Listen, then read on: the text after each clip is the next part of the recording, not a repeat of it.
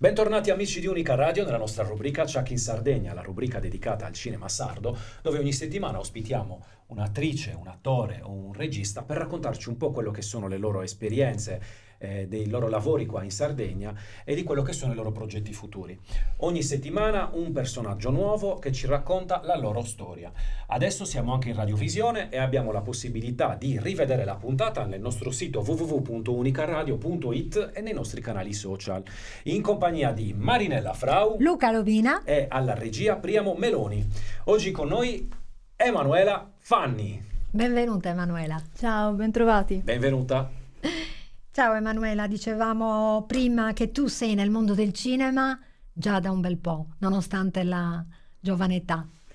Ci racconti un po' come hai iniziato, se hai iniziato qui, e dove hai studiato, un po' del tuo percorso. Assolutamente, io ho iniziato a studiare nel settembre del 2019 a Roma, in un'accademia molto conosciuta, Accademia Artisti.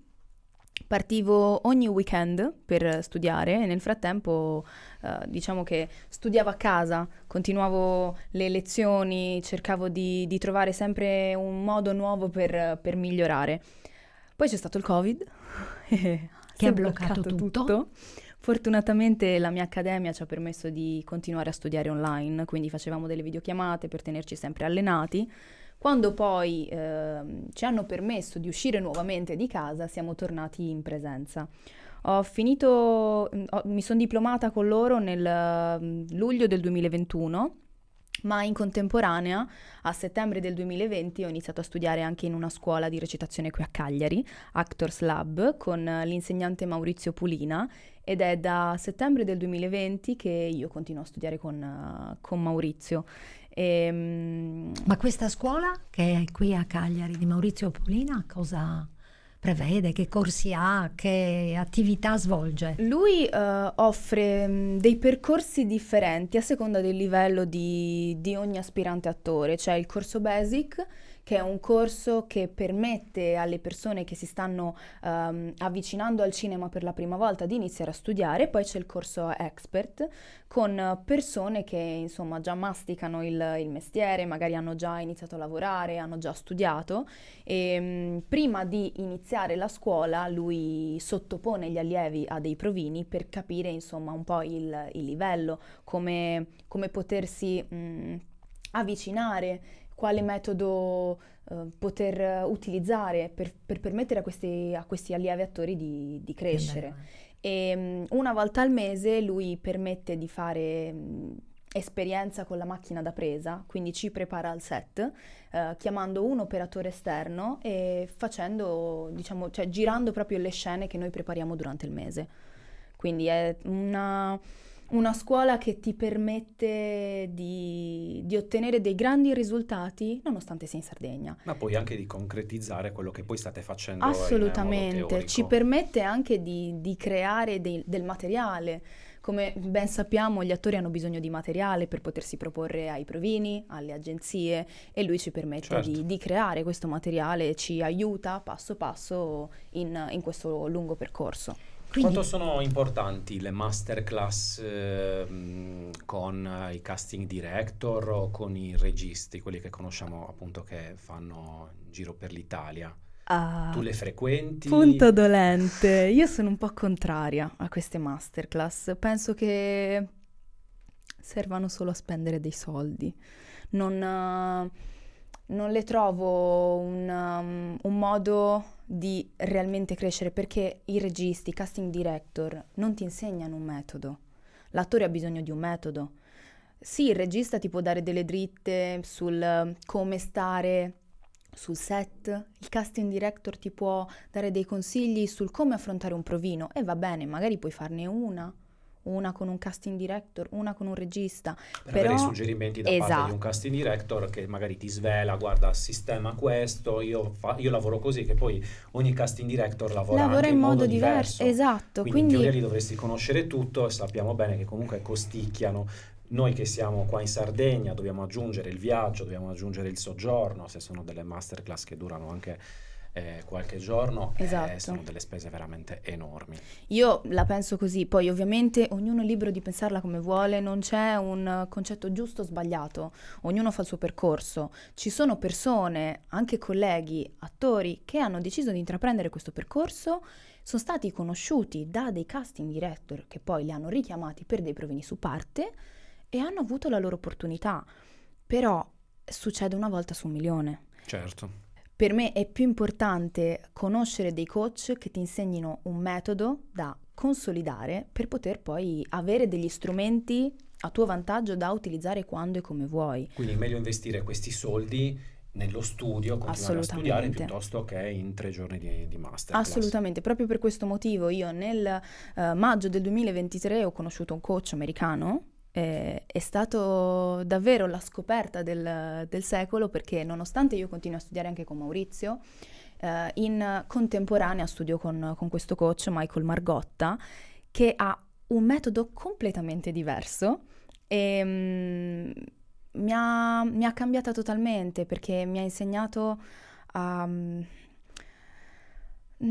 so, la consapevolezza. Ho più consapevolezza. Lui ha tirato fuori altre cose, altri lati di me che io non conoscevo e a volte anche con delle, come si può dire, non è stato molto gentile, ma quello è quello che mi serviva in quel momento per poter crescere. Quindi io sarò sempre grata ai miei coach e ai miei insegnanti per aver fatto questo, perché se non fossero stati così schietti, così sinceri, io probabilmente adesso non sarei la persona che sono. Quindi Certo, che non sia sempre una cosa positiva adagiarsi negli assolutamente. allori, sentirsi dire i complimenti, sei brava, eccetera. A volte il metodo strong è quello che funziona di Le più. critiche costruttive sono le migliori, se sono costruttive. Ovviamente se sono critiche che servono solo a demolirti, Certo. no. Però se è una critica costruttiva che ti permette di crescere, ben venga. Se vuoi realmente fare questo lavoro devi essere pronto a tutto. Non sempre le persone useranno delle belle parole nei tuoi confronti, o forse le useranno, però poi quando tu andrai via da là, chissà cosa tutto dicono di te. Quindi è sempre bene avere le spalle larghe, essere pronti, diciamo, a ricevere sia il buono che il cattivo. Assolutamente sì. Quindi fiction televisive, film, ultimo Aquileggia Nuragica di Gianluca Lovina, che ruolo hai avuto? Facci un po' di spoiler che non dice nulla. Allora, io posso dirvi che il mio ruolo era un ruolo molto interessante. Nel film io mi chiamo Ivana, sono una nipote molto amorevole nei confronti di questa nonna fantastica. Il film si basa proprio su questo, sul rapporto di amore, di amicizia, di forza, la forza di questo rapporto che permette di affrontare tutte le difficoltà. È un film- Bene, non ti allargare, se no poi Luca. No, non dico tanto lo niente. vedremo prestissimo. Assolutamente. Speriamo, Posso speriamo. dire che ne vale la pena. Io ho dei bei ricordi e le persone con cui ho lavorato sono ormai parte della mia vita, ci sentiamo. La mia nonna nel film è come se fosse realmente... Ormai sei una nipote Sì, acquisita. assolutamente. È fantastica. Bene, e quindi tu, a sentire quello che ci hai raccontato, non vivi a Roma, vivi in Sardegna, continui a fare un altro lavoro e qui si riconferma l'ipotesi che sta sempre emergendo, e cioè che qui di cinema e solo di cinema non si può vivere. Tu cosa ci dici? Ben venga vivere solo di cinema. Sarebbe fantastico, chi non lo vorrebbe, però la realtà è diversa. È difficile entrare in quella linea d'onda dove solo il cinema ti permette di vivere. A 25 anni, ovviamente, chi non desidererebbe questo? Però sono anche una persona molto realista, nonostante sia una sognatrice. A me piace il lavoro che faccio, io insegno Pilates, amo parlare con le persone. Tra l'altro confrontarmi con altre persone al di fuori di questa realtà mi permettono di vivere con i piedi per terra e di portare in scena qualcosa di reale, di quotidiano, che mi precluderei se vivessi una vita solo di cinema. Quindi perché privarmi di tutto questo?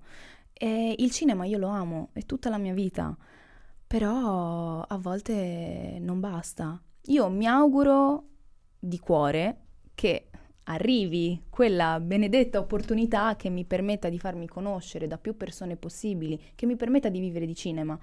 Però non so se riuscirei a lasciare del tutto questa vita, perché a me mi piace stare a contatto con le persone, mi piace fare del bene, vedere le mie allieve crescere, vedere i loro progressi. È un po' un continuo crescere insieme a me, quindi non so.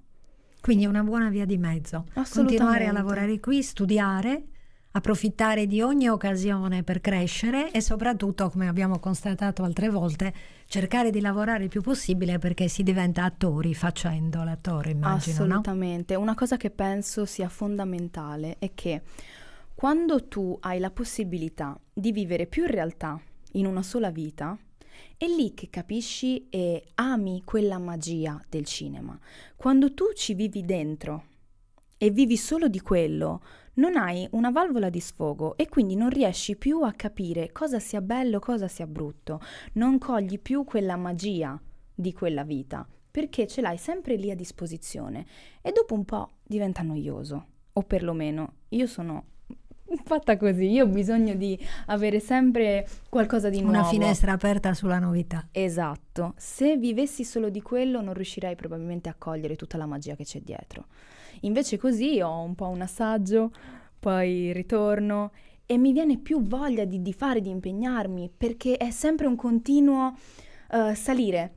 C'è una scala, una scalinata enorme e ogni giorno tu vai e sali di un gradino. Quindi saliamo, la salita è lunga, la scalinata è enorme, però quanto è bello raggiungere i traguardi con sacrificio e fatica. Io penso che quando un traguardo viene raggiunto lentamente sia più proficuo, perché a volte si arriva al successo molto facilmente, però quel successo è anche molto facilmente, diciamo, scomponibile. Certo, si può precipitare da quella scala anche molto rapidamente, Esatto. più di quanto non si è fatto a salirla. Ma poi Esatto. è molto bello arrivare sul set affamato di set, ci metti passione, eccetera. E vi assicuro che Manuela questo ce l'ha, non le manca. Diciamo che le qualità da attrice ce le ha tutte, l'umiltà, la bravura, il talento, studia e quindi io credo che qualsiasi regista sia veramente contento di poter lavorare con Manuela. Grazie Luca. Progetti futuri? C'è qualcosa che bolle in pentola, per ora non posso dire ancora niente, lo scopriremo nel corso di questo anno. Ci sono tante cose che chissà. Non diciamo niente. No. Non diciamo niente. Capiremo più avanti. Raccontaci un po' invece della tua avventura a Carloforte con Una scomoda eredità.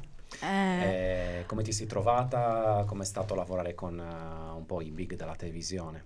È stata un'avventura incredibile, io ero la più piccola sul set e mi sono ritrovata sul set un po' catapultata perché io sono entrata nella mia prima agenzia a giugno del 2022 e dopo 3 settimane la mia gente mi chiama e mi dice guarda ti ho proposto per un provino, io wow, davvero?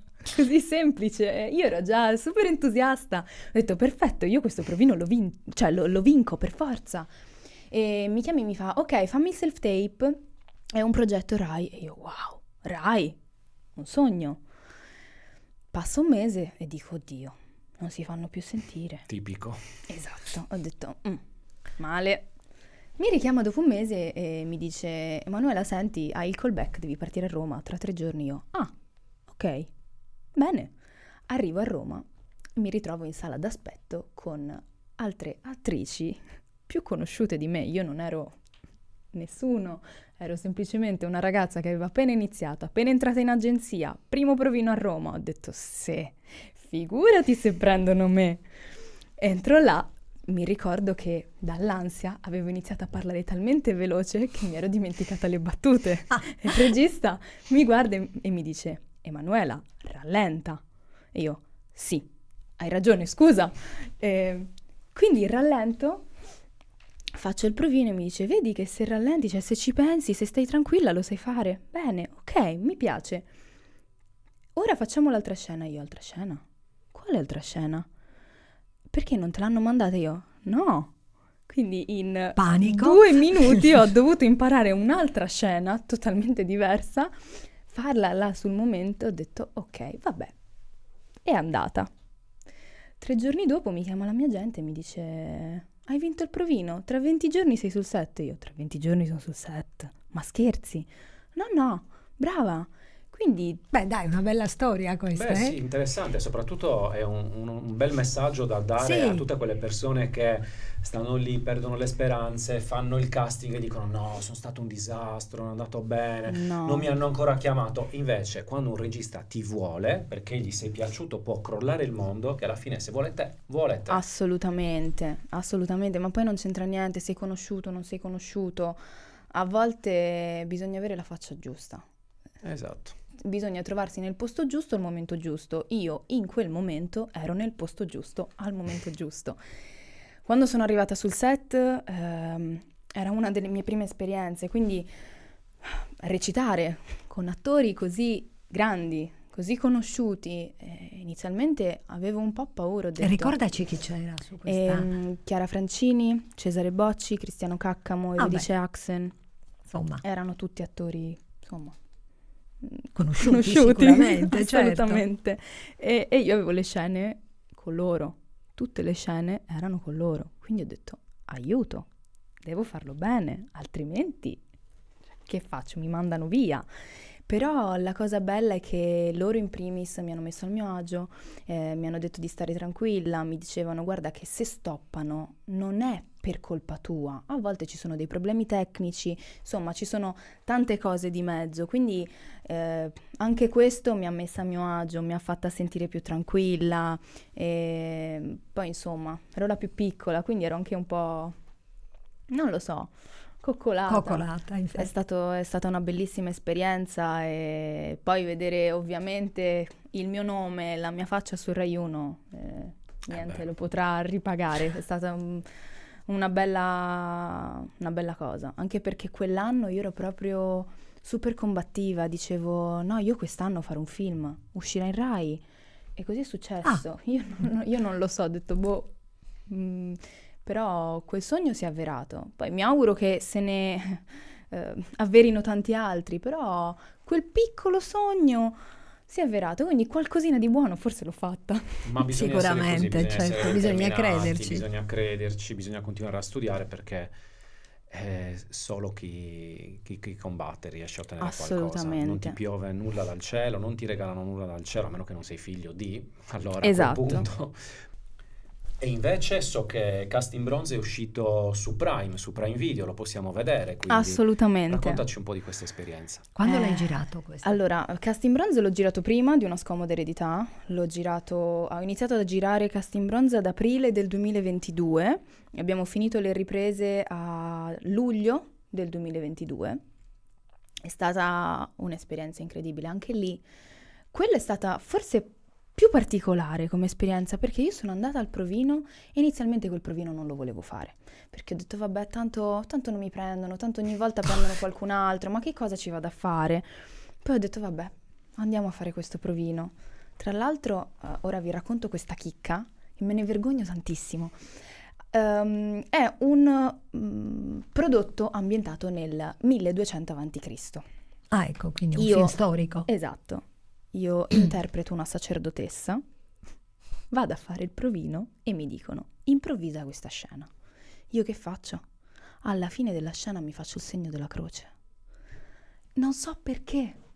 Ho detto, vabbè, faccio questo. 1200 avanti Cristo, il Esatto. segno della croce, diciamo. Cristo non C'entrava esiste, niente. esatto. Finisco il provino, esco e dico, no, mi sono fatta il segno della croce. Ho detto no, ma che cosa ho fatto? Ho detto ok, a posto, mi sono bruciata, non mi chiamano più.